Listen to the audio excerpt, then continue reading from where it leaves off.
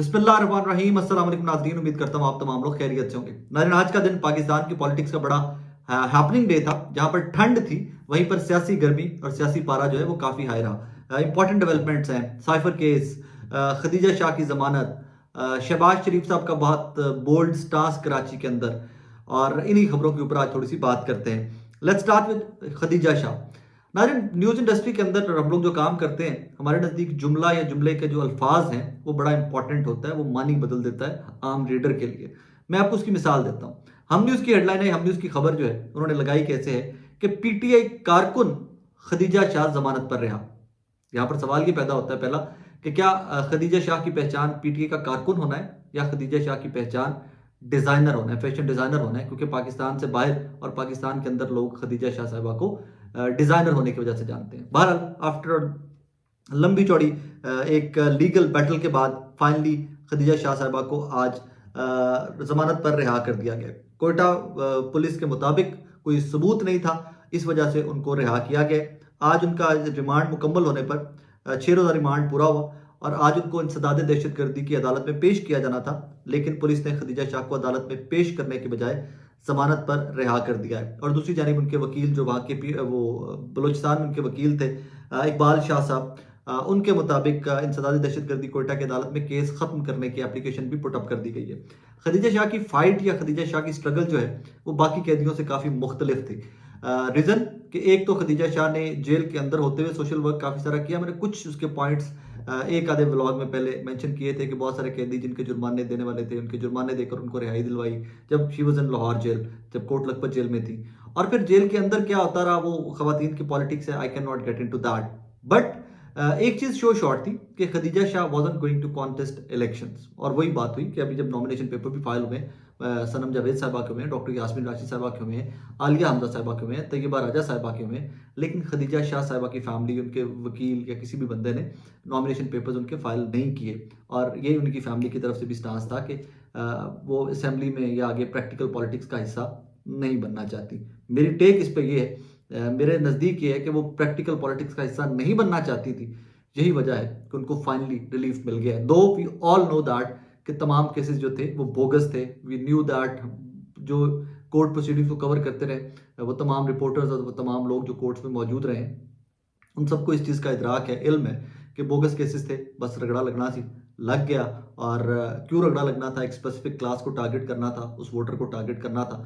I don't know कि वो target achieve हुआ है या नहीं हुआ, लेकिन the good news is that she is released. And secondly, मैं एक और चीज़ कि उनकी फैमिली से काफ़ी सारे लोगों ने कांटेक्ट करने की कोशिश की कि वो घर पहुंच गई हैं, रास्ते में कोई प्रॉब्लम तो नहीं हुआ, क्योंकि कोयटा से लाहौर आना है एवरीथिंग।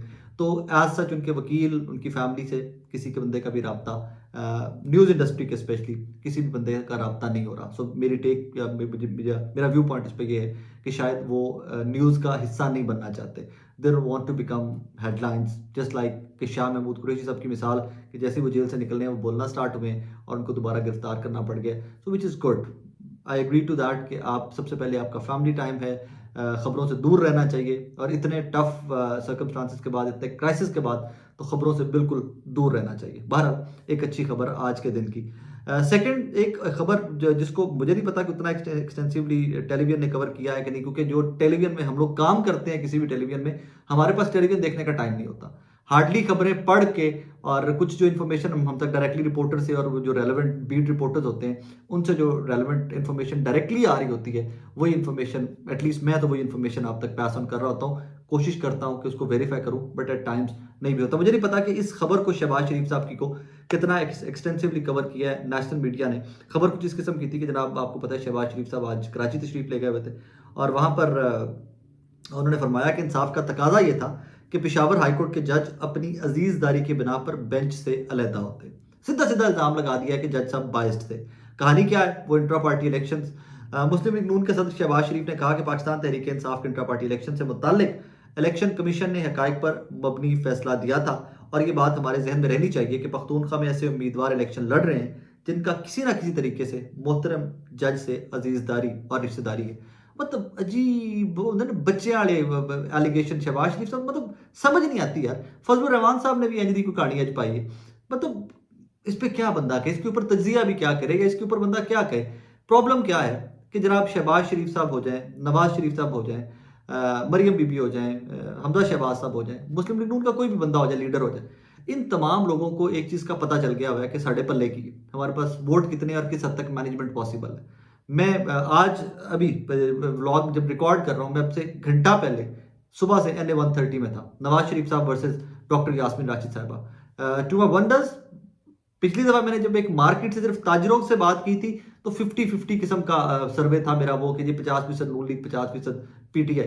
आज मैंने फैमिली से बात की है, गलियों मोहल्लों में बात की है, यंगस्टर से ज्यादा बात की है, तो मैं आपको क्रेडिबली बता सकता हूँ क्योंकि 65-70% वोट जो है वो PTI का है, डॉक्टर यास्मीन राशिद का है। और उस हल्के में से जहाँ से नवाज शरीफ साहब की फैमिली भी उस हल्के में है, जो बिलाल यासीन साहब वहां से एक सूबाई सीट पर इलेक्शन लड़ते हैं, दाता साहब के बिल्कुल पीछे उनका मोनी रोड और उस एरिया से वो हल्का जो है, तो बिलाल यासीन साहब कुलसूम बीबी की तरफ से फैमिली बनते हैं नवाज शरीफ साहब की। जो जिस हल्के में आपका खानदान बसता है वहां पे आपकी हालत ये हुई पड़ी है कि 60-40, 65-35 की रेशो है कि 65%, 60% वोटर PTI के हक में बोलता है और 35-40% वोटर जो है वो PMLN के हक में बोलता है। और ये वो हल्का है जहां से कुलसूम बीबी भी रही हुई है। अब वो सारे स्टैट्स के जो फैक्ट्स हैं, ये जो सर्वेज हैं, अगर हम लोग कर रहे हैं तो किसी ना किसी तरीके से क्या ये नवाज शरीफ साहब तक नहीं पहुंच रहे, शहबाज शरीफ साहब तक नहीं पहुंच रहे, अब पहुंच रहे हैं। अब कहानी क्या है कि एक ही तरीका है कि पूरे मुल्क की इंतजामिया, पूरे मुल्क का निजाम जो है ना, वो इमरान खान के हाथ, जेल में बैठे हुए, जेल में डाले गए इमरान खान के हाथ पैर बांध के पार्टी खत्म कर दें, पार्टी के उम्मीदवार खत्म कर दें, तायद कुनिंदा तजवीज कुनिंदा खत्म कर दें, तो फिर उसके बाद हम इलेक्शन में जाए तो शायद हम जीत जाए। मतलब ये इतने इतने लूजर हुए बैठे हैं। I am sorry to say that, it's harsh word, I am sorry to use that, लेकिन यार ये किस किस्म का इलेक्शन है कि भाई आप लोगों के अपने इंट्रा पार्टी इलेक्शंस के ऊपर सवाल करें तो उसके ऊपर फिर आप जोक है वो वहां पर, वो इवन चीफ इलेक्शन कमिश्नर का भी जोक है कि यार कुछ ना कुछ से करा के मेरे सामने ले आओ, चीफ इलेक्शन कमिश्नर ने ये कहा था।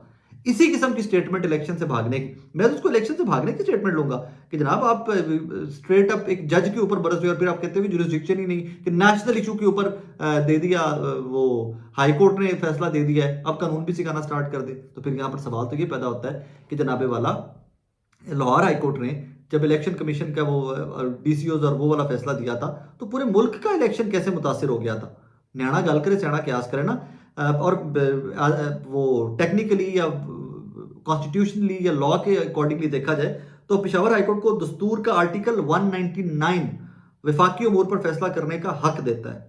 मतलब ये वजीर आजम साहब हमारे का है इंटेलेक्ट या इस हद तक उनके नॉलेज है कि वो आज भी समझ रहे थे कि जनाब इनको ये फैसला ही नहीं देना चाहिए था। फरमाया ये कि सारे मिलकर 8 फरवरी से इलेक्शन कमीशन का बल्ले से ध्यान में यार फॉर गुडनेस से इसके ऊपर मैं ऑनेस्टली स्पीकिंग तजिया काटते अफसोस ज्यादा कर सकना कि पाकिस्तान की सबसे बड़ी पॉलिटिकल पार्टी होने की क्लेमेंट सियासी जमात PMLN जो हुआ भी करती थी किस जमाने में सबसे बड़ी सियासी जमात, वो इस कदर डर गई हुई है कि वो कहते हाथ पैर बांध कर इनको फेंक दो और फिर हमें इलेक्शन में लेके जाओ। दैट्स नॉट डेमोक्रेसी, ये जमहूरियत नहीं है यार। जमहूरियत में तो दिलेर होना पड़ता है। मैं बड़ा अप्रिशिएट करता हूं कि बिलावल सिंध से उठे, दो वी ऑल नो दैट कि उनकी सियासी जमात की स्टैंडिंग क्या है पंजाब के अंदर इस टाइम के ऊपर, पीपल्स पार्टी की। बिलावल साहब वहां से उठे, लाहौर से आके इलेक्शन लड़े, जरूरत की है ना यार, नहीं वोट पैणगे, अगर नहीं भी वोट पड़ते तो अपना वोट बैंक रिवाइव तो कर सकते हैं, कुछ ना कुछ वोटर को तो एक्टिवेट कर सकेंगे, कुछ ना कुछ जो डॉर्मेंट है, कुछ डरा बैठा या बिल्कुल भूल भुला गया पीपल्स पार्टी को, वो चंद वोटर एक्टिव तो होंगे यार, उनके प्रैक्टिकल पॉलिटिक्स में वापस तो आएंगे, वोट तो डालेंगे। लेकिन शहबाज शरीफ साहब जिहड़े ने इन्होंने पता नहीं कितों जाके इलेक्शन लड़ाना चाहिए है, कितने जाके लड़ना चाहती है इन्होंने जमात। और फिर पेशावर हाई कोर्ट, उधर से मौलाना फजलुर रहमान साहब की स्टेटमेंट्स वेदर को लेकर, टेररिज्म को लेकर, ये वो एंड ऑल दैट। कहानी क्या है इनमें, बॉटम लाइन क्या है? बॉटम लाइन ये है जनाब कि हम इलेक्शन में नहीं जाना चाहते, इन हालात में तुम बिल्कुल नहीं जाना चाहते। अगर अब आप इन हालात में इलेक्शन में नहीं जाना चाहते तो मेरा इस पर क्लैरिटी है, मेरे अंडरस्टैंडिंग में बहुत क्लैरिटी है कि फिर तुम सारिया सियासी जमाता लैंड च लग के इमरान खान के नाल इलेक्शन मंगोगे और तुम इलेक्शन नहीं लड़नगे। फिर आपको दूसरा पुश करते जा रहे हो। पहले भी आपने जो पहले 60 डेज में आपने इलेक्शन नहीं करवाए थे उसकी कीमत आप लोग देंगे, यू विल पे। आज नहीं, कल नहीं, 10 साल बाद सियासी जमातें वहीं पे रहती हैं, लोग वहीं पे रहते हैं, तो कीमत ये सियासी जमातें उसकी देंगी। अपना ख्याल रखिएगा नाज़रीन, दुआ में याद रखिएगा। अल्लाह हाफिज़।